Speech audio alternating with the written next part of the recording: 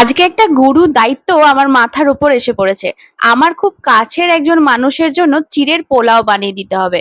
আর সেই পোলাও তিনি তার মাকে উৎসর্গ করবে। তার মা মানে কিন্তু জগতের মা। কেন বললাম সেটাই বলছি চলুন। তো আমার জেঠুর যে মা কালী রয়েছেন, বাড়ির কালী, সেই কালীর জন্য আজকে কিন্তু আমি চিড়ের পোলাও বানাবো। এটা কিন্তু জেঠুরই আবদার যে আমার মায়ের জন্য একটুখানি চিড়ের পোলাও বানিয়ে দিস। সেই আবদার মেটাতে প্রথমেই আমি গ্যাস-ট্যাস ভালোভাবে মুছে নিয়েছি এবং অল্প সাদা তেলের মধ্যে কয়েকটা বাদাম ভেজে নিয়েছি এবং কারি পাতা ভেজে তুলে রেখে দিয়েছি। আলু পোস্তর থেকেও ছোট ছোট করে আলুগুলোকে কুচি করে রেখে দিয়েছিলাম আগে এবং সেগুলো কিন্তু সাদা তেলের মধ্যে লঙ্কা কুচি সাথে এগুলোও দিয়ে দিয়েছি।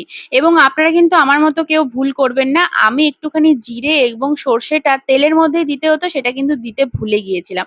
এটা কিন্তু আপনারা কাঁচা লঙ্কার পরেই দিয়ে দেবেন, তারপরেই আলুটা দেবেন। তো এটা একটুখানি মার্জনা করে ফেলবেন, কারণ আমি ভুলে গিয়েছিলাম। তারপরে একটুখানি আদা কুচি দিয়েছি, এতে কিন্তু টেস্টটা খুবই ভালো হয়। এবং তার সাথে সাথে দিয়ে দিচ্ছি দেখুন হলুদ গুঁড়ো এবং দিয়ে দিলাম দেখুন চিনি। চিনিটা কিন্তু অনেকটা বেশি পরিমাণে দিয়েছি, মোটামুটি ৪ থেকে ৫ চামচ। এখানে আমি মোটামুটি ওই ৭০০ গ্রামের মতো চিড়ে নেব।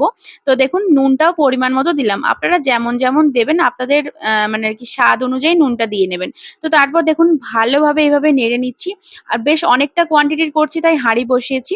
আর এদিকে কিন্তু চিড়েটাকে ভালোভাবে ধুয়ে নিয়ে এরকমভাবে জল ঝরতে রেখে দিয়েছিলাম। এরকম একদম পুরো ঝুরঝুরে হবে। আর মোটা চিড়েটা এর জন্য একদম পারফেক্ট। এদিকে দেখুন আলুগুলো মোটামুটি সিদ্ধ হয়ে গেছে, ঢেকে রেখেছিলাম। আর তারপরেই কিন্তু এক করে এইভাবে পুরো চিড়েটা কিন্তু ঢেলে দিলাম। প্রায় অনেকটা পরিমাণ হয়েছে, আপনাদেরকে বলেইছিলাম।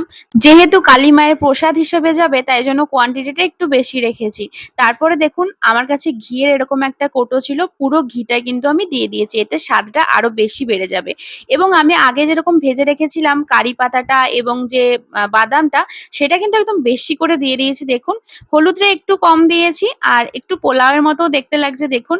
ব্যাস এইভাবেই কিন্তু তৈরি হয়ে যাবে সুন্দর চিড়ের পোলাও। এটা কিন্তু একদম সন্ধ্যেবেলা টিফিনের জন্য দারুণ হবে। আপনাদের কেমন লাগলো রেসিপিটা জানাবেন এবং সবার সাথে শেয়ার করবেন। টাটা।